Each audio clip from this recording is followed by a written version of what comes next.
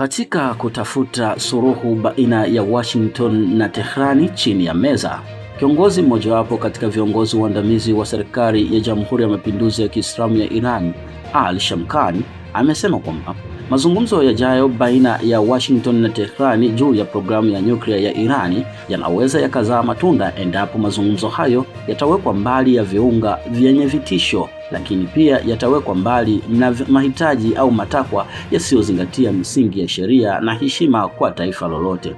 Amesisitiza kwamba Tehrani haina nia ya kuhamisha madini ya uranium ambayo yamesharutubishwa kama sehemu ya matakwa ya makubaliano kutoka kwa Washington.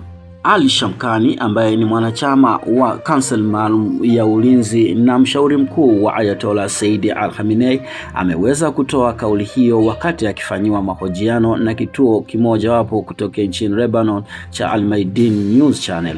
Katika kauli yake namnukuu, "Kama mazungumzo yataanza kwa misingi na taratibu ambazo nimezieleza hapo mwanzo, yaani misingi zinazozuia vitisho na matakwa yasiyozingatia sheria kwa upande wowote, basi kuna uwezekano wa mazungumzo ya moja kwa moja na Washington na mazungumzo ambayo yanaweza kaleta matunda baina ya pande zote mbili," amesema. Maoni ya Ali Shamkhani yanakuja kufuatia ripoti ya kuwa mjumbe maalum wa Rais Donald Trump Steve Witkoff na waziri wa mambo ya nje wa Irani Abbas Araghchi kutarajiwa kukutana mnamo siku ya Ijumaa nchini Uturuki katika mji wa Istanbul.